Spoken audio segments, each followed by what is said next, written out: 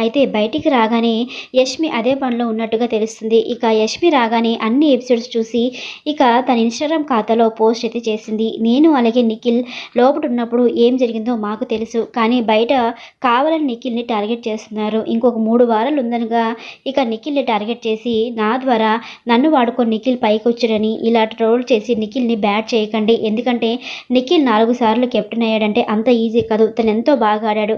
Number 1 top 5లో తను ఉండాల్సిందే అంటూ యష్మి అయితే తన ఇన్‌స్టాగ్రామ్ ఖాతాలో పోస్ట్ చేసింది. ఇక నిఖిల్ గురించి మాట్లాడుతూ ఎవరైనా సరే ఒక అమ్మాయి గురించి ఇలాగే ఆలోచిస్తారు.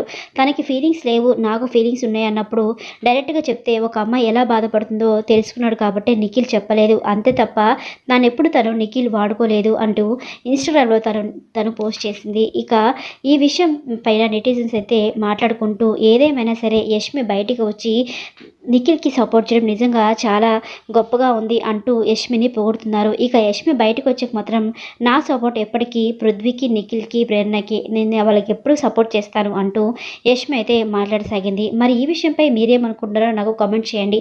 మరిన్ని లేటెస్ట్ అప్డేట్స్ కోసం మన ఛానల్‌ని సబ్స్క్రైబ్ చేసుకొని సపోర్ట్ చేయండి. Thanks for watching.